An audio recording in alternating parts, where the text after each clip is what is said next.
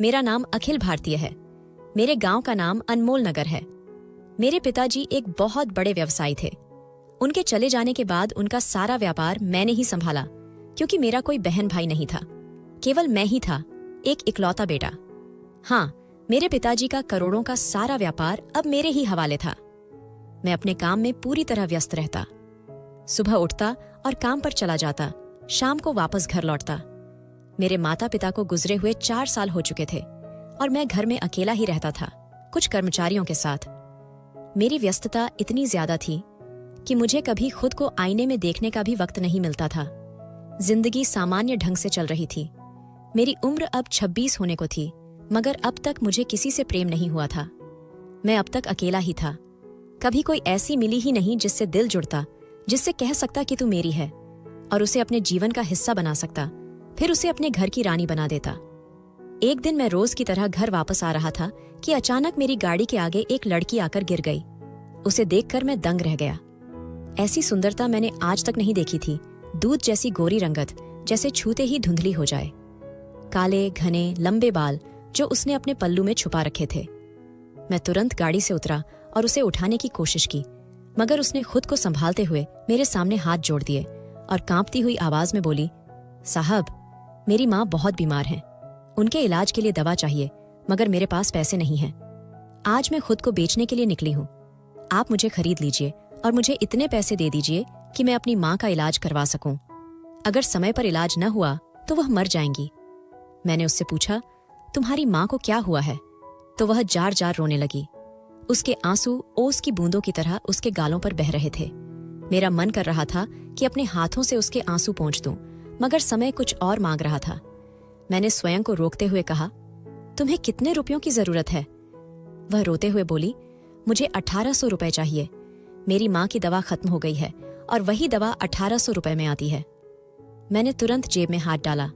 वहां 10,000 रुपए थे। मैंने वो निकाले और उस लड़की की तरफ बढ़ा दिए। उसने पैसे देखे तो एक पल को ठिठक गई, फिर धीरे से बोली, साहब, आप बस समय और जगह बता दीजिए, मैं वहां आ जाऊंगी। मैं चौंक गया और पूछा, तुम ऐसा क्यों कह रही हो? तो वह धीमी लेकिन स्पष्ट आवाज में बोली, साहब, आज मैं खुद को बेचने के लिए निकली हूं। जो मेरी माँ की दवा के पैसे देगा, मैं एक रात के लिए खुद को उसके हवाले कर दूंगी। मैंने अपने होठों पर एक हल्की मुस्कान लाते हुए कहा, पगली, तुम बिकने के लिए नहीं हो, तुम तो आंखों की पलक पर बिठाए जाने के लिए हो। वह चौंककर मेरी तरफ देखने लगी और बोली, साहब, आपने कुछ कहा? मैंने नजरें चुराते हुए कहा, नहीं, कुछ नहीं। वह लगभग 19 साल की लग रही थी, मगर सुंदरता ऐसी कि शब्द कम पड़ जाएं। मैंने नरमी से कहा, तुम्हें खुद को बेचने की जरूरत नहीं है। अगर और पैसे चाहिए तो वो भी मैं देने को तैयार हूं, मगर फिर कभी इस मकसद से घर से मत निकलना। फिर मैंने गाड़ी का दरवाजा खोला और अंदर से एक लिफाफा निकाला जिसमें और पैसे थे। वो मैंने उसके हाथ में दे दिए और दोबारा गाड़ी में बैठ गया। वह कांपती आवाज में बोली, साहब, मैं आपका ये उपकार कभी नहीं भूलूंगी। अगर कभी मौका मिला तो अपनी जान देकर भी आपका ये कर्ज चुकाऊंगी। मैं उसकी तरफ देखकर हल्की सी मुस्कान के साथ अपनी गाड़ी में बैठ गया और लगभग आधे घंटे की दूरी तय कर अपने घर पहुंच गया। मगर वो लड़की मेरे मन और होश में पूरी तरह बस चुकी थी। मैं उसके ख्याल में इतना खो गया था कि मुझे ये भी याद नहीं रहा कि मैंने रात का खाना खाया भी है या नहीं। रात को करवटें बदलते हुए मैं बस उसी के बारे में सोचता रहा। वह कितनी सुंदर थी और कितनी मजबूर। मेरी आंखों के सामने बार बार वही दृश्य आता रहा जब उसके गालों पर आंसू बह रहे थे और वह मुझसे दवा के पैसे मांग रही थी। शायद मैं खुद से मानने को तैयार नहीं था, मगर मुझे लगने लगा था कि मैं उस लड़की पर मोहित हो चुका हूं। पूरी रात मेरी नींद उड़ गई थी। बस वही चेहरा, वही आंखें मेरे मन में छपी रह गईं। दिन बीतते जा रहे थे, मगर मैं उस लड़की को भुला नहीं पा रहा था। 3 दिन बाद मैं उसी जगह पर दोबारा पहुंचा। शायद वो मुझे फिर मिल जाए, मगर वह कहीं दिखाई नहीं दी।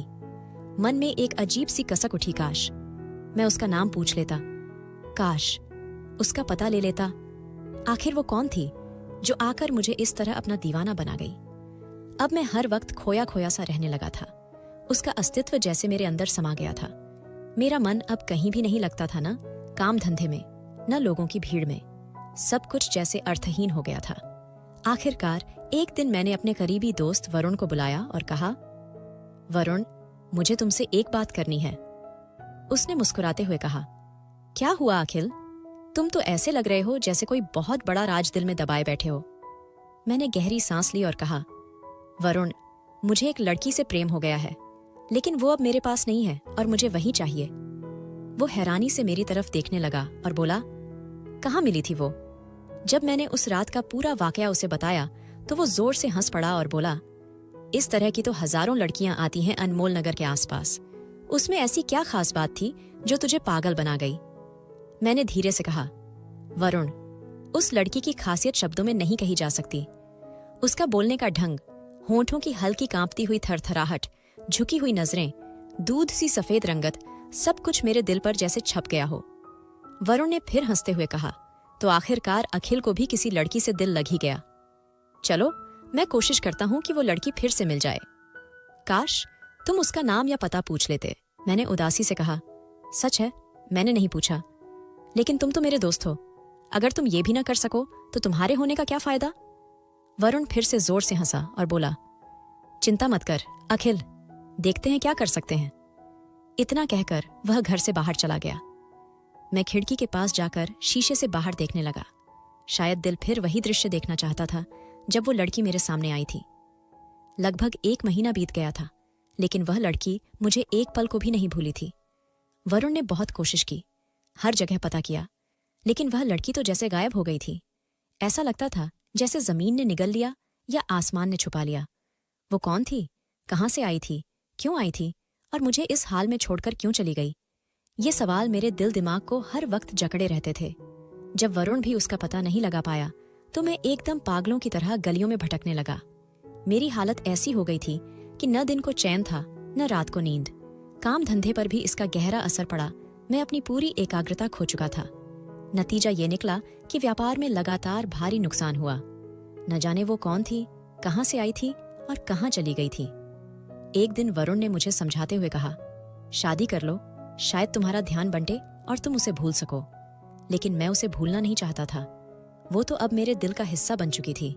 फिर भी दोस्त के जोर देने पर और घर के नौकरों के सुझाव पर मेरे लिए एक लड़की देखी गई और मैंने उससे विवाह कर लिया। समय बीतता गया, 6 साल गुजर चुके थे। मैं 2 बच्चों का पिता बन चुका था। लेकिन वो लड़की, वो कभी भी मेरे दिल से नहीं निकली। वो हर पल मेरे अंदर जिंदा रही। व्यापार में लगातार घाटा होता गया और मेरी हालत बद से बदतर होती गई, जैसे मेरी आत्मा मेरे शरीर से निकलकर कहीं और कैद हो गई हो। आखिरकार मैंने शराब पीना शुरू कर दिया शांति पाने के लिए। लेकिन सुकून कहाँ मिलना था। मैं एकदम बेसुध और बेमकसद जिंदगी जीने लगा। मेरी पत्नी और बच्चे बहुत परेशान रहते थे। वरुण मुझे रोज समझाता, थक जाता, लेकिन मेरी समझ से हर बात बाहर थी। मेरी बस एक ही दिल्ली ख्वाहिश रह गई थी कि वो लड़की एक बार फिर सामने आ जाए। बस एक बार, एक मुलाकात। लेकिन शायद वो मुमकिन नहीं था। मेरी हालत और बिगड़ती गई और मैं किडनी की बीमारी का शिकार हो गया। जिंदगी अब बोझ बन चुकी थी और उस बोझ के नीचे मैं धीरे धीरे दबता जा रहा था। मेरी दोनों किडनियां काम करना बंद कर चुकी थीं। शरीर कमजोर और निढाल हो गया था। सारा व्यापार अब मेरी पत्नी के कंधों पर था और मैं अस्पताल के बिस्तर पर पड़ा अपनी सांसें गिन रहा था। उस दिन की तकलीफ कुछ अलग ही थी। ऐसा लग रहा था जैसे शरीर का हर कतरा किसी ने जकड़ रखा हो। हर सांस एक सजा बन चुकी थी। मुझे लग रहा था कि जैसे इस दर्द के खत्म होते ही मेरी आखिरी सांस आ जाएगी। दर्द की तीव्रता से मेरी आंखें बोझिल होने लगीं। नर्सों ने डॉक्टर को बुलाया और मेरी अधखुली पलकों पर एक छवि उभरी। मैंने बड़ी मुश्किल से पलकों को उठाया और दिल की धड़कन जैसे थम गई। वो वही थी, वही चेहरा, वही आंखें, वही लड़की जो मेरे दिल पर गहराई से अंकित थी, कभी मिटी ही नहीं थी। लेकिन अब वह सफेद कोट में डॉक्टर बनकर मेरे सामने खड़ी थी। वह धीरे धीरे मेरी ओर बढ़ी। जैसे ही पास आई, मुझे ऐसा महसूस हुआ जैसे किसी ने मेरे दर्द को बांध दिया हो। पीड़ा जैसे रुक गई हो। मैं कांपती हुई आवाज में बोला, तुम वही हो ना? वो हल्के से मुस्कुराई और आंखें झुकाकर बोली, हाँ, मैं वही हूं। मेरे शरीर में जैसे फिर से जीवन लौट आया। मैं उसे बस देखता रह गया। वो बोली, उस दिन आपने मुझे जिंदगी दी थी और आज मैं आपको जिंदगी देने आई हूं। दर्द की एक लहर मेरे शरीर में दौड़ गई और मैं आधा बेहोश सा हो गया। उस लड़की ने मेरा हाथ पकड़ लिया और दिलासा देने लगी कि मैं ठीक हूं, मुझे कुछ नहीं होगा। मेरी निगाहें बस उसके चेहरे पर टिकी थीं, जो धीरे धीरे बंद हो रही थीं। लेकिन मैं चाहता था कि मेरी आंखें उसी को देखते देखते बंद हों। मुझे लग रहा था जैसे जान मेरे शरीर से निकल रही हो। उसने जल्दी से एक इंजेक्शन लगाया और मैं गहरी नींद में सो गया। एक दिन बाद मेरी आंख खुली तो मुझे होश आ चुका था और मैंने वही चेहरा फिर से देखा। ऐसा लग रहा था जैसे मैं कोई सपना देख रहा हूं। उसने मुझे दवा दी और कहा, आपका मुझ पर बहुत बड़ा उपकार है। अगर मुझे अपनी जान देकर भी यह उपकार चुकाना पड़े तो मैं चुकाऊंगी, और मैं चाहती हूं कि आप बिल्कुल ठीक हो जाएं। इस प्रक्रिया में आप मेरा साथ देंगे। मैंने उसका हाथ थाम लिया और कहा, हाँ क्यों नहीं, बस तुम मुझे ठीक कर दो। मैं जिंदगी भर तुम्हारा यह उपकार नहीं भूलूंगा। मुझसे यह दर्द सहा नहीं जाता। उसने कहा, चिंता मत करो, अगर भगवान की कृपा हुई तो मैं आपको ठीक करने में सफल हो जाऊंगी। उस लड़की ने मेरा इलाज शुरू कर दिया और मैं तो जैसे उसे देखते देखते ही अच्छा होने लगा। मेरी पत्नी भी बहुत खुश थी कि मेरी हालत में सुधार आने लगा था। पिछले 6 महीने से मैं अस्पताल में भर्ती था, लेकिन मेरे शरीर में कोई खास बदलाव नहीं आया था। लेकिन उसके आने के बाद जैसे सब कुछ बदल गया हो।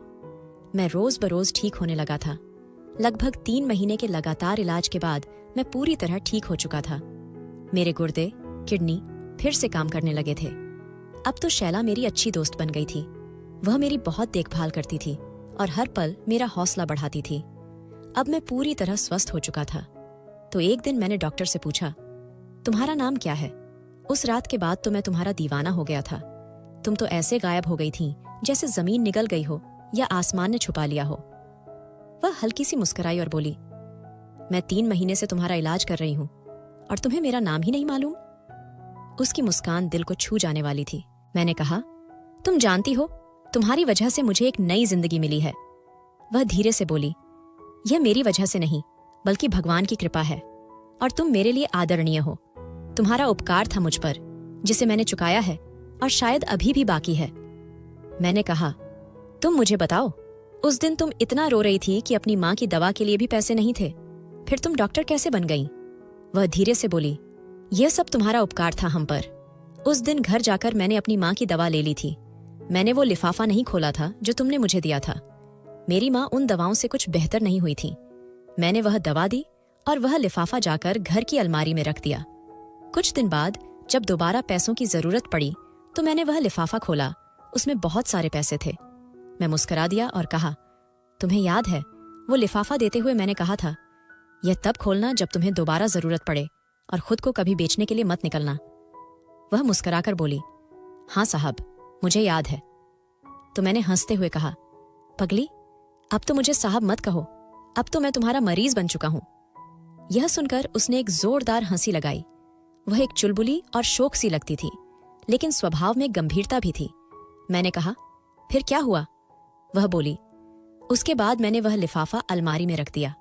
दोबारा जब माँ की तबीयत बिगड़ी तो हम उन्हें अस्पताल ले गए और मुझे पैसों की जरूरत पड़ी। मैंने वह लिफाफा खोला। उसमें अब भी बहुत सारे पैसे थे। उनमें से कुछ पैसे मैंने अस्पताल में जमा करवा दिए और लगातार इलाज के बाद माँ बिल्कुल ठीक हो गई। इसके बाद हम दूसरे शहर चले गए और वहां मेरा छात्रवृत्ति स्कॉलरशिप पर मेडिकल कॉलेज में दाखिला हो गया और मैंने डॉक्टर बनने की पढ़ाई शुरू कर दी। 5 साल बाद मैं डॉक्टर बन गई और फिर सरकारी नौकरी भी लग गई। हम वहीं रहने लगे। मेरी माँ अब पूरी तरह स्वस्थ हैं और हम सब हंसी खुशी जीवन बिता रहे हैं। वह बड़े सुकून से कह रही थी। मैं उसे देखता रहा। दिल चाह रहा था पूछूं कि क्या उसने शादी कर ली है या अब तक अकेली है, मगर हिम्मत ही नहीं हो रही थी। वह कभी 19 साल की मासूम सी मजबूर लड़की थी और आज एक सम्मानित डॉक्टर बन चुकी थी। उस दिन और आज में बहुत फर्क था। बस इसी वजह से मैंने यह सवाल अपने दिल में ही दबा लिया और मुस्कुराकर कहा, तुमने मुझे अपना नाम फिर भी नहीं बताया। वह फिर मुस्कुराई और अपनी जेब से नाम की नेम प्लेट निकालकर मेरी तरफ बढ़ा दी और बोली, मेरा नाम डॉक्टर शैला है। हम अभी बातें कर ही रहे थे कि मेरी पत्नी और बच्चे आ गए। वो सब मुझे देखकर बहुत खुश थे। मेरी पत्नी अस्पताल बहुत कम आया करती थी क्योंकि मेरा सारा व्यापार अब उसी के हाथ में था। मैं तो अपनी बीमारी और इस अजीब प्रेम में सब कुछ लुटा बैठा था। मेरा दोस्त वरुण भी आ गया क्योंकि आज मुझे अस्पताल से छुट्टी दी जा रही थी। इतने में यूं ही सब करते हुए वो डॉक्टर अपने कमरे से बाहर चली गई। मैंने वरुण से धीरे से कहा, ये वही लड़की है जिसके बारे में मैंने तुम्हें बताया था। वरुण ने हंसते हुए कहा, क्या किस्मत है भाई, जिससे बीमारी मिली उसी ने इलाज भी कर दिया, जिस पर दिल आया उसी ने जीने की वजह दे दी। मैंने कहा, अब शायरी मत शुरू कर और जल्दी मुझे घर ले चल। मुझे यहाँ बहुत बोरियत हो रही है। मैं थक चुका हूँ। 1 साल होने को आया और मैं इन्हीं दीवारों के बीच कैद रहा हूँ। अब तो ये दीवारें मुझे काटने को दौड़ती हैं। उसने मेरे कंधे पर थपकी दी और कहा, अब तो तुम ठीक होकर जा रहे हो, फिर चिंता किस बात की। मुझे गाड़ी में बैठाया गया और मैं घर आ गया। घर पूरा सजा हुआ था। मेरा बड़े जोर शोर से स्वागत किया गया। सबके चेहरों पर खुशी थी। मैं बेहद खुश था। शीला और मेरी पत्नी के आपस में अच्छी दोस्ती हो गई थी। मैं अब खुद भी खुश रहने लगा था। करीब 1 महीने के आराम के बाद मैं पहली बार फिर से अपने ऑफिस जा रहा था। दिल ही दिल में बहुत खुश था कि आखिरकार अपनी पुरानी जिंदगी की ओर लौट रहा हूं। अचानक रास्ते में एक गाड़ी आकर हमारी गाड़ी के सामने रुक गई। वो जगह वही थी जहां बरसों पहले मुझे शीला मिली थी। मैंने गाड़ी से उतरने का इरादा किया, मगर रावल ने मुझे रोका और कहा, साहब आप बैठिए, मैं देखता हूं। इतने में एक लड़की तेजी से दूसरी गाड़ी से उतरी और गुस्से में बोली, आपको नजर नहीं आता किस तरह गाड़ी चला रहे हैं। फिर जैसे ही उसकी नजर मुझ पर पड़ी, वो रुक सी गई और बोली, अरे साहब, ये आपकी गाड़ी थी। मैंने हैरान होकर कहा, क्या हुआ? तो वो जल्दी से बोली, मुझे अस्पताल जाना है। एक मरीज आया है और बहुत आपात स्थिति है।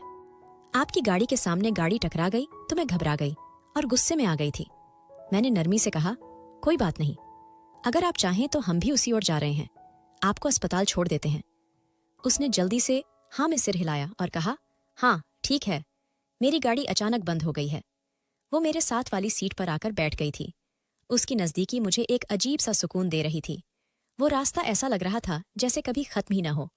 मैं बेहद खुश था। आज मैंने उसे अस्पताल में छोड़ा और खुद दफ्तर आ गया, मगर सारा दिन बस उसी के ख्याल में डूबा रहा। मेरी अब एक पत्नी थी, मेरे बच्चे थे, मगर वो मेरी पहली मोहब्बत थी। वो मोहब्बत जो कभी दिल से मिटी ही नहीं थी। आज वो मेरे साथ बैठी थी जैसे बरसों की तमन्ना पूरी हो गई हो। मैंने बेकरारी में अपने दोस्त वरुण को फोन किया और कहा, तुम फौरन मेरे ऑफिस आओ, मुझे तुमसे एक बहुत जरूरी बात करनी है। वो बोला, ठीक है, मैं 30 मिनट में पहुंचता हूँ। वो 30 मिनट मुझे यूं लग रहे थे जैसे 30 साल हो। आखिरकार वो आया तो मैंने बिना भूमिका के कहा, वरुण, मैं शीला से शादी करना चाहता हूँ। वो चौंक कर बोला, तुम्हारा दिमाग ठीक है? तुम बीवी बच्चों वाले हो। तुम्हारी एक पत्नी है जो बरसों से तुम्हारे साथ है। तुम्हारे 2 बच्चे हैं और तुम ऐसे कैसे कह सकते हो? मैंने सख्त लहजे में कहा, मुझे कुछ नहीं सोचना, मुझे कुछ नहीं समझना, बस इतना जानता हूं कि मुझे इस लड़की से शादी करनी है।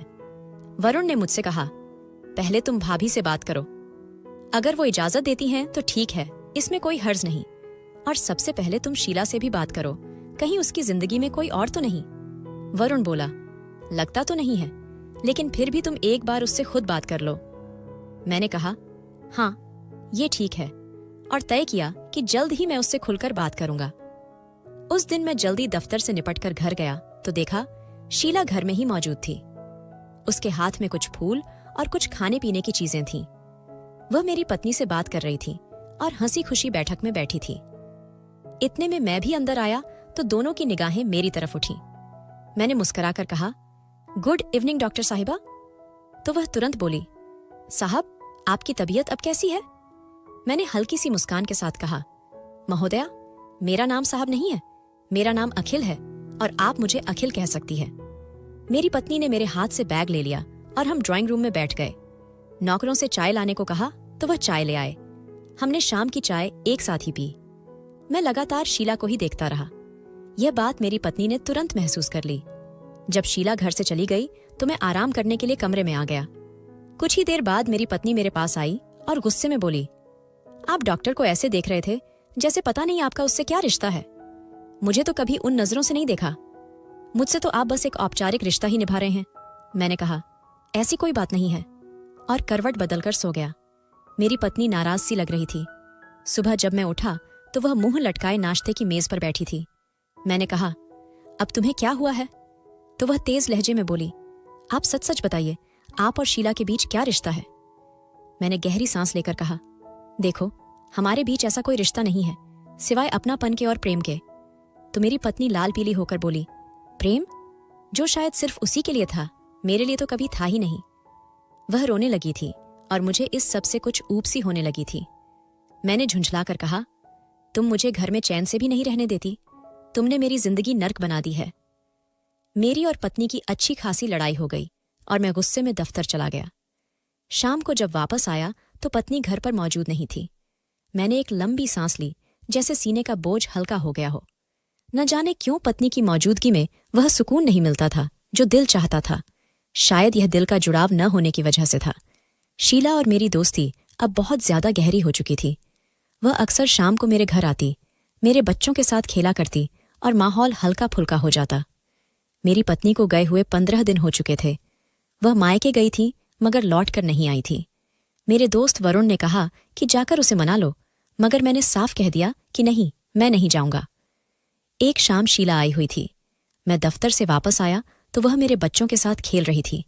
मैं भी जाकर उसके पास बैठ गया और कुछ देर चुप रहने के बाद बोला, शीला, मैं तुमसे कुछ पूछना चाहता हूं। क्या तुम्हारी जिंदगी में कोई ऐसा इंसान है जिससे तुम प्रेम करती हो? वह एक पल रुकी, फिर मुस्कुराकर बोली, यह बड़ा अजीब सा सवाल है। और फिर उल्टा बोली, अच्छा, पहले आप बताइए, आपकी जिंदगी में कौन है जिससे आप प्रेम करते हैं, फिर मैं जवाब दूंगी। मैंने मुस्कुराकर कहा, नहीं, पहला सवाल मेरा था, तुम ही बताओ। तो वह थोड़ा सा रुकी और धीरे से बोली, हाँ, एक व्यक्ति है जिससे मैं बहुत ज्यादा प्रेम करती हूं, जिसे मैंने खो दिया था और अब दोबारा पा लिया है, और अब मैं उसे कभी नहीं खोना चाहती। मैं चुपचाप उसकी आंखों में देखता रहा, समझ चुका था वह इशारा मेरी ही तरफ कर रही है। मगर फिर भी मैंने और स्पष्टता चाही तो वह बोली, वह व्यक्ति वही है जिसने उस दिन मेरी इज्जत बचाई थी और मुझे समझाया था कि मैं बिकने के लिए नहीं बनी हूं। बस उस दिन से वह व्यक्ति मेरे दिल में बस गया है। मैंने धीरे से कहा, मुझे भी वह पल आज तक नहीं भूला। वह रात जब तुम अचानक मेरी जिंदगी में आई थीं, जैसे अंधेरे में चमकता चांद हो। शायद हम दोनों ने उस लिफाफे को कभी सही मायने में खोला ही नहीं था। मैंने कहा, आज घर जाकर उस लिफाफे को खोलना तो शायद तुम्हें अंदाजा हो कि उसमें आखिर क्या था। वह धीरे से मुस्कुराई और बोली, हाँ, मैंने वह लिफाफा पूरी तरह नहीं खोला था। आज भी उसमें वह आधी रकम मौजूद है जो आपने मुझे दी थी। उसके बाद कभी जरूरत ही महसूस नहीं हुई। इतने में उसके फोन की घंटी बजी। उसने जल्दी से कॉल उठाई और बोली, मुझे जाना होगा, ये मम्मा का फोन है। मैंने नम्रता से कहा, हाँ ठीक है, आप जा सकती हैं, मगर कृपया उस लिफाफे को आज ही खोलकर जरूर देखिएगा। उसने सहमति में सिर हिलाया और अपनी गाड़ी में बैठकर चली गई। मैं उसे गेट तक छोड़ने आया और फिर वापस कमरे में आकर लेट गया। शायद थकान की वजह से मेरी आंख लग गई थी। करीब 2 घंटे बाद जब आंख खुली तो मोबाइल लगातार बज रहा था। स्क्रीन पर देखा तो लगभग 15 मिस्ड कॉल थीं जो एक ही नंबर से आई थीं। यह नंबर मेरे लिए बिल्कुल अनजान था। मैंने तुरंत उस नंबर पर कॉल बैक किया तो दूसरी तरफ से एक भारी आवाज में किसी ने कहा, यह फलां अस्पताल से बात कर रहे हैं? दूसरी ओर से भारी आवाज आई, जी, ये फलां अस्पताल से बोल रहे हैं। क्या आप डॉक्टर शीला को जानते हैं? मैं एकदम संभल कर बैठ गया और जल्दी से कहा, जी हाँ, क्या हुआ? वो बोले, वह एक बहुत ही गंभीर सड़क दुर्घटना का शिकार हो गई है और इस समय ऑपरेशन कक्ष में है। क्या आप उनके नजदीकी रिश्तेदार हैं? क्या आप तुरंत अस्पताल पहुंच सकते हैं? मेरी जान जैसे किसी ने खींच ली हो। मैंने बिना कुछ सोचे फोन काटा, जैकेट उठाई और बाहर भागा। रावल, फौरन गाड़ी निकालो। वो हैरान परेशान मेरा चेहरा देखने लगा, मगर मैं चिल्ला पड़ा, जल्दी करो। पूरा रास्ता मेरा दिल धड़क रहा था। हर पल बस एक ही प्रार्थना थी कि वो ठीक हो जाए। आंखों के सामने वो लम्हे घूम रहे थे जब वो हंसती हुई मेरे बच्चों के साथ खेल रही थी, जब उसने पहली बार अपनी मोहब्बत का इजहार किया था। दिल में एक अनजाना डर और बेबसी थी, जैसे अगर वो नहीं रही तो सब खत्म हो जाएगा। अस्पताल पहुंचा तो अंदर भागा। रिसेप्शन पर पूछा तो बताया गया वो अभी भी ऑपरेशन कक्ष में है और हालत बहुत गंभीर है। मैं कुर्सी पर बैठ गया। हाथ दुआ के लिए उठे, मगर आंखों से आंसू बहने लगे। मैं कुर्सी पर बैठा, कभी दरवाजे की तरफ देखता, कभी घड़ी की ओर। वक्त जैसे थम गया था। लगभग 2 घंटे बाद ऑपरेशन थिएटर का दरवाजा खुला। एक डॉक्टर बाहर आया। मैं दौड़कर उसके पास पहुंचा और घबराई आवाज में पूछा, डॉक्टर शीला कैसी हैं? उसने गहरी सांस ली और कहा, हमने पूरी कोशिश की है, मगर उनकी हालत अब भी चिंताजनक है। अगले 24 घंटे बहुत अहम हैं। आप प्रार्थना कीजिए। मैंने दोनों हाथों से अपना सिर पकड़ लिया, जैसे जमीन मेरे पैरों के नीचे से खिसक गई हो। रावल ने मेरे कंधे पर हाथ रखकर मुझे दिलासा दिया, मगर मैं बस एक ही वाक्य दोहराता रहा, नहीं शीला, तुम्हें कुछ नहीं हो सकता। तुमने तो कहा था तुम मुझे फिर कभी खोना नहीं चाहती। अब तुम मुझे यूं अकेला छोड़कर नहीं जा सकती। नर्स आई और बताया उन्हें आईसीयू में शिफ्ट कर दिया गया है। मैंने अनुमति ली और अंदर गया। वो मशीनों में जकड़ी बेहोश पड़ी थी। उस चेहरे पर जो हमेशा जीवन से भरपूर लगता था, अब एक अजीब सी चुप्पी छाई थी। मैं उसके पास वाली कुर्सी पर बैठ गया, धीरे से उसका हाथ थामा। आंखों से आंसू बह निकले और होठों पर बस एक ही प्रार्थना थी, हे भगवान, उसे मुझे वापस दे दो। यह मेरी पहली और आखिरी प्रार्थना है। कुछ ही देर बाद एक विनम्र डॉक्टर बाहर आया और बोला, डॉक्टर शीला, अब खतरे से बाहर हैं। यह सुनकर जैसे मेरे शरीर में फिर से जान आ गई। मैंने आंसुओं से भरी आंखों के साथ रावल को जोर से गले लगा लिया। मैं अपनी खुशी छुपा नहीं सका। मैंने अस्पताल में कई दिन गुजारे, हर पल शीला की सेवा में लगा रहा। वो धीरे धीरे स्वस्थ होती गई और आखिरकार पूरी तरह ठीक हो गई। इसी दौरान मेरी पत्नी भी वापस घर लौट आई थी। मैंने एक रात हिम्मत करके उससे खुलकर बात की। मैंने कहा, देखो, मैं तुम्हें अब और धोखे में नहीं रखना चाहता। सच्चाई यह है कि मैं शीला से विवाह करना चाहता हूं।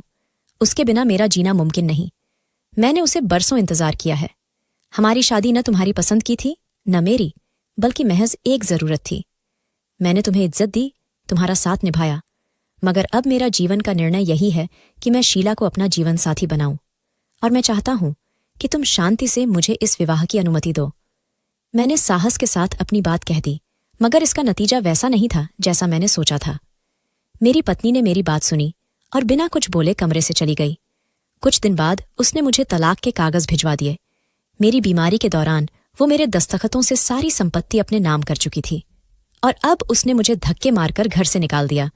वो घर जिसे कभी मैंने बनाया था, आज मेरे लिए पराया हो चुका था। मैं दर दर भटकने लगा। मैं कहाँ जाता? किसके पास जाता? शीला के पास जाने की हिम्मत भी नहीं थी। इतना बड़ा व्यापारी आज भिखारी जैसी हालत में था। एक कंबल ओढ़कर सड़क के किनारे जा बैठा। मेरे पास न खाने को कुछ था, न रहने की कोई जगह। तलाक के फैसले के साथ उसने अदालत के जरिए मुझसे मेरी हर चीज छीन ली, यहां तक कि वो कलम भी जो मैं हमेशा जेब में रखता था, सब कुछ अब उसकी मिल्कियत बन चुका था। मेरे बच्चे भी उसने मुझसे छीन लिए थे। मुझे अंदाजा नहीं था कि उस पर भरोसा करने का अंजाम इतना भयानक होगा। शीला से मेरा संपर्क भी पूरी तरह टूट चुका था। 1 साल बीत गया। मेरी दाढ़ी बढ़ चुकी थी। कमजोरी और भूख ने मुझे दोबारा बीमार कर दिया था। अब सड़क ही मेरा घर था और फुटपाथ मेरा बिस्तर। कभी मजदूरी मिल जाती तो कर लेता, वरना दिन मांग तांग कर गुजरता और रात फुटपाथ पर लेटकर सो जाता। 1 साल की दर-बदर की जिंदगी ने मुझे अंदर तक तोड़ दिया था। वही इंसान जो कभी करोड़ों का मालिक था, आज चुपचाप फुटपाथ पर बैठा रहता था। लोग गुजरते तो कभी तरस भरी नजरों से देखते तो कभी घृणा से, और मैं अपनी आंखें झुका लेता था। भूख ने मेरे शरीर को हड्डियों का ढांचा बना दिया था। कपड़े गंदे और फटेहाल थे, जैसे कोई पुरानी चादर हो, और सांसें भी अब बोझ लगने लगी थीं। एक दिन शाम के वक्त बारिश होने लगी। मैं एक टूटी हुई छत के नीचे सिमटकर बैठ गया था कि तभी एक कार आकर रुकी। मैंने सिर उठाया तो एक जानी पहचानी सी शक्ल दिखी। मैं पहचानने की कोशिश कर ही रहा था कि वो पास आई और झुककर बोली, अतुल, ये तुम हो? वो शीला थी। मैं अवाक रह गया। आंखों में आंसू आ गए। मैं कुछ बोल नहीं सका। वो मेरे सामने घुटनों के बल बैठ गई और बोली, ये क्या हाल बना लिया है तुमने? मैंने टूटी हुई आवाज में कहा, क्या करता शीला, सबने छोड़ दिया, सब कुछ छीन लिया। अब बस यही बचा हूं। मेरी आवाज कांप रही थी। शीला की आंखें भी भीग गईं। उसने तुरंत अपने ड्राइवर को आवाज दी, इन्हें गाड़ी में बैठाओ, और मुझे सहारा देकर गाड़ी में बिठा दिया। मैं लगातार रो रहा था और वो बार बार कह रही थी, अब तुम अकेले नहीं हो अतुल, मैं हूं ना। गाड़ी एक भव्य बंगले के सामने रुकी। वो मुझे अंदर ले गई। नौकर दौड़कर आए और मेरे लिए साफ कपड़े और खाना लाए। शीला मेरे सामने बैठी थी और धीरे से बोली, अतुल, अब तुम मेरी जिम्मेदारी हो। जैसे तुमने सालों पहले मेरा हाथ थामा था, अब मेरी बारी है तुम्हें संभालने की। शीला ने मुझे सहारा देकर एक बड़े हॉल में ले गई, जहां उसकी मां भी मौजूद थी। वो मेरे पास आईं और बोली, बेटी, ये कौन है? शीला ने कहा, मां, ये वही हैं जिन्होंने सालों पहले हमारी जान बचाई थी, जिनकी बदौलत आज मैं यहां तक पहुंची हूं। मैं इन्हें छोड़ने वाली नहीं हूं। मैंने धीरे से कहा, माताजी, मैं वही बदनसीब इंसान हूं जिससे उसकी गलती ने सब कुछ छीन लिया। शीला की मां ने मेरे सिर पर हाथ रखा और कहा, बेटा, बदनसीबी वो नहीं होती जो इंसान को तोड़ दे, बल्कि वो होती है जो उसे उठने न दे। तुम अभी जिंदा हो, इसका मतलब है भगवान ने तुम्हारे लिए कुछ सोच रखा है। शीला ने नौकर से कहा, इनके लिए खाना लाओ। मैं कुर्सी पर बैठ गया। शीला की माँ मेरे पास ही बैठ गईं और कहने लगीं, बेटा, ये घर तुम्हारा है। जब तक सांसें हैं तुम अकेले नहीं हो। मैंने शीला को देखा। उसकी आंखों में वही सच्चाई थी जो मैंने बरसों पहले देखी थी। दिल भारी था, मगर पहली बार उम्मीद की एक किरण जागी कि शायद मेरी जिंदगी अभी खत्म नहीं हुई। शीला ने चुप्पी तोड़ते हुए कहा, अखिल, अब तुम्हें और दुख सहने की जरूरत नहीं। मैंने मां से भी बात कर ली है और तय किया है कि आज से 2 दिन बाद हमारी शादी है। मैं चौंक कर उसे देखने लगा। मेरी जुबान जैसे बंद हो गई थी। मैंने कहा, शीला, ये सब इतनी जल्दी कैसे मुमकिन है? तो वो मुस्कुराकर बोली, जब दिल का फैसला पक्का हो तो देर क्यों करनी? तुमने बरसों मेरा साथ दिया, अब मैं तुम्हें जिंदगी भर का सहारा देना चाहती हूं। मैंने नजरें झुका लीं और दिल के भीतर एक अजीब सा सुकून उतरने लगा। बरसों की भटकन जैसे अब थम गई हो। मैंने कहा, अगर ये तुम्हारा फैसला है तो मैं इसे अपनी जिंदगी की सबसे बड़ी खुशी मानता हूं। शीला ने धीरे से कहा, तो फिर तय रहा, 2 दिन बाद तुम मेरे जीवन साथी बनोगे। रात को जब शीला अपनी ड्यूटी से वापस आई तो उसने कहा, अतुल, जल्दी से तैयार हो जाओ, हमें बाजार जाना है। मैंने हैरानी से पूछा, बाजार क्यों? तो वो मुस्कुराकर बोली, तुम्हें अभी भी समझ नहीं आ रहा? 2 दिन बाद हमारी शादी है और मुझे तुम्हारे लिए सब कुछ लेना है। वो मुझे बाजार ले गई और मेरे लिए बहुत सारे नए कपड़े खरीदे, जिसमें हमारे विवाह का जोड़ा भी था। मैं हर पल जैसे किसी सपने में था। यकीन ही नहीं हो रहा था कि इतने बरसों बाद मैं ये दिन देख रहा हूं। वो 2 दिन मेरे लिए 2 सालों के बराबर थे। हर पल बेचैनी और खुशी का मिला जुला एहसास था। समय बीता और शादी का दिन आ गया। शीला ने कहा, अब सब कुछ भगवान के आगे है, हम मंदिर चलते हैं। हम दोनों मंदिर गए और वहां पंडित जी के सामने सारी रस्में पूरी हुईं और मैंने शीला से शादी कर ली। बरसों की प्यास बुझ गई थी, जैसे मेरा खोया हुआ सब कुछ मुझे फिर से मिल गया हो। मुझे मेरी मोहब्बत मिल चुकी थी। बरसों की अधूरी ख्वाहिश अब पूरी हो चुकी थी। शीला सिर्फ मेरी पत्नी नहीं, बल्कि मेरी जिंदगी की नई शुरुआत थी। उसके हौसले और साथ ने मुझे वो हिम्मत दी जो मैंने बरसों में खो दी थी।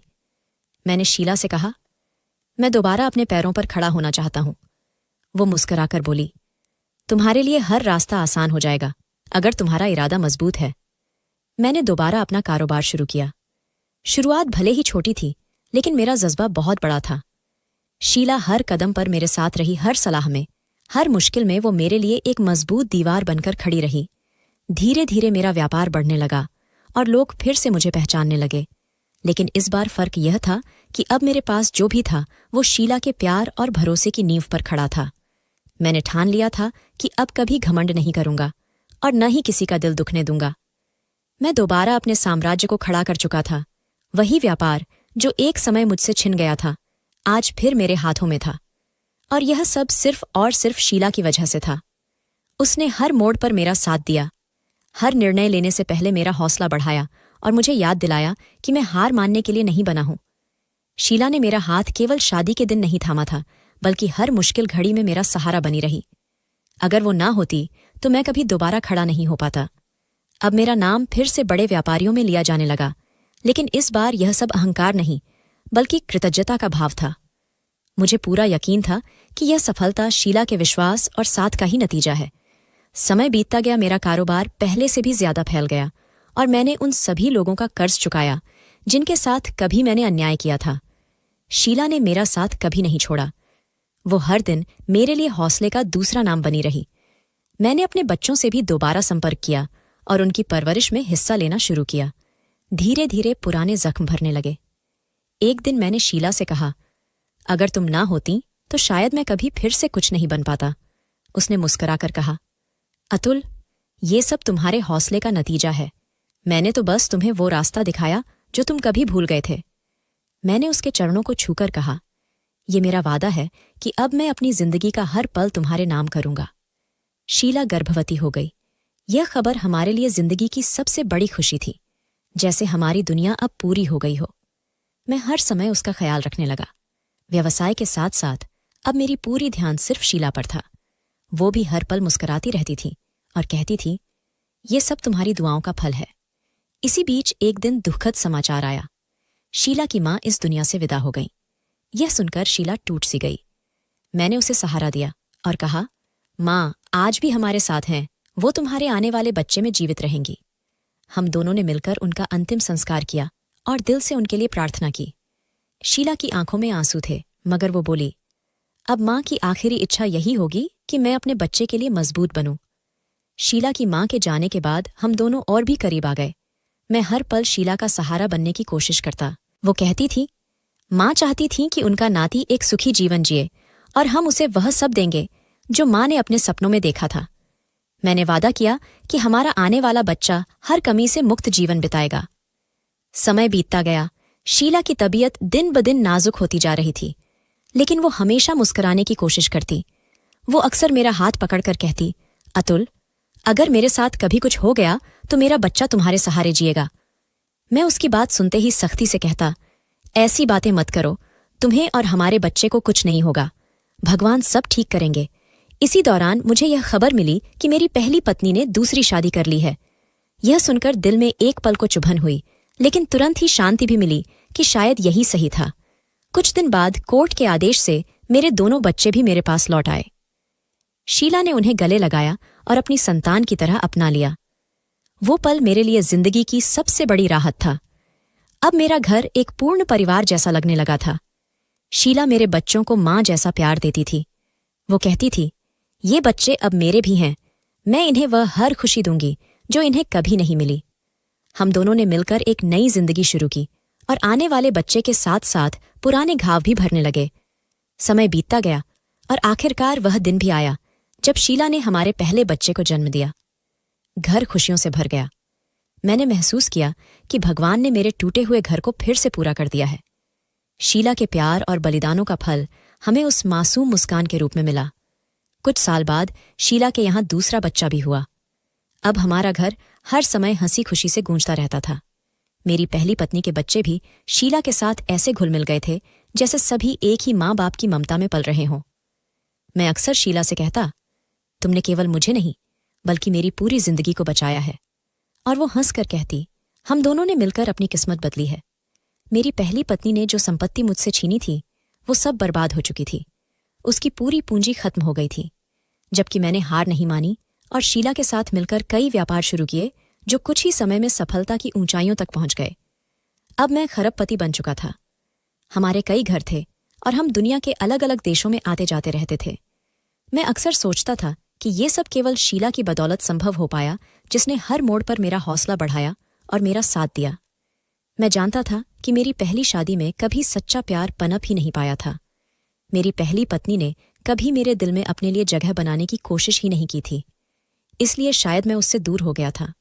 और फिर किस्मत ने मुझे शीला जैसा हमसफर दिया, जिसने मेरी अधूरी जिंदगी को पूरा कर दिया। समय बीतता गया और हमने यह तय किया कि अपने व्यापार और बच्चों की अच्छी पढ़ाई के लिए हम लंदन शिफ्ट हो जाएं। इस तरह हमने सब कुछ समेटा और लंदन आ गए। यहां आकर जिंदगी एक नई दिशा में चल पड़ी। बच्चे बड़े हो चुके थे, उच्च शिक्षा ले रहे थे और अपने जीवन में आगे बढ़ रहे थे। सब कुछ पूरी तरह बदल चुका था। वो दिन जब मैं फुटपाथ पर एक कंबल ओढ़कर बैठा था और ये दिन जब मैं अपने परिवार के साथ एक सुखी और शांत जीवन बिता रहा था, दोनों याद आते तो दिल कृतज्ञता से भर जाता। शीला अब भी मेरी सबसे बड़ी ताकत थी और मैं जानता था कि यह सब उसके विश्वास और प्यार का ही फल था। लंदन में बसने के कुछ समय बाद जीवन जैसे शांत हो गया था, लेकिन एक दिन एक खबर ने सब कुछ हिलाकर रख दिया। मेरे वकील ने मुझे एक फाइल दी और कहा कि आपके व्यापार के कुछ पुराने दस्तावेजों में बड़ी गड़बड़ी मिली है। मैंने हैरानी से फाइल खोली तो पता चला कि मेरी पहली पत्नी ने मुझसे तलाक लेते समय केवल संपत्ति ही नहीं ली थी, बल्कि मेरे व्यापार के कुछ हिस्से भी गैरकानूनी तरीके से अपने नाम करवाए थे, और यह सब एक बड़े गिरोह के साथ मिलकर किया गया था। जांच आगे बढ़ी तो पता चला कि उस गिरोह का एक मुख्य सदस्य वही व्यक्ति था जिससे उसने दूसरी शादी की थी। इस खुलासे ने मेरा खून खौला दिया, लेकिन सबसे बड़ा झटका तब लगा जब पता चला कि वह व्यक्ति कई वर्षों से मेरे व्यापार को नुकसान पहुंचाने की कोशिश कर रहा था, और इसके लिए उसने मेरे पुराने एक कर्मचारी को भी खरीद लिया था। मैंने शीला को सब कुछ बताया। वो हैरान रह गई, लेकिन उसने मेरा हाथ पकड़कर कहा, अब डरने की कोई जरूरत नहीं है। अब तुम्हारी जिंदगी बदल चुकी है। हम उन्हें कानून के कटघरे में खड़ा करेंगे और हर वह चीज वापस लेंगे जो उन्होंने तुमसे छीनी थी। मैंने शीला के साथ मिलकर कानूनी लड़ाई लड़ी और सालों बाद हमने वह सब कुछ वापस पा लिया जो मुझसे छीना गया था। इस पूरे समय मैंने यह सीखा कि रिश्ते केवल खून या कानून से नहीं होते, बल्कि सच्चाई और त्याग से बनते हैं। मेरी पहली पत्नी के लिए अब मन में कोई नफरत नहीं थी, क्योंकि शायद वो मेरे लिए बनी ही नहीं थी। लेकिन शीला वो इंसान थी जिसने मुझे मिट्टी से उठाकर आसमान तक पहुंचाया। मेरे बच्चे बड़े होकर अपनी अपनी जिंदगियों में सफल हुए। मेरा व्यापार दुनिया के कई देशों में फैल गया। लेकिन इन सबसे बढ़कर मेरे लिए सबसे कीमती शीला और मेरा घर था। एक दिन मैंने शीला से कहा, अगर तुम न होती तो मैं आज कुछ भी न होता। वो मुस्कुराकर बोली, तुम्हारे अंदर कभी हार न मानने का जज्बा था, मैंने तो बस तुम्हें आईना दिखाया। हम दोनों ने एक दूसरे की आंखों में देखा और चुपचाप भगवान का धन्यवाद किया कि जिंदगी ने हमें दोबारा जीने का अवसर दिया। दोस्तों, वीडियो कैसा लगा? कमेंट करके जरूर बताएं। वीडियो को लाइक करें और चैनल को सब्सक्राइब करना न भूलें।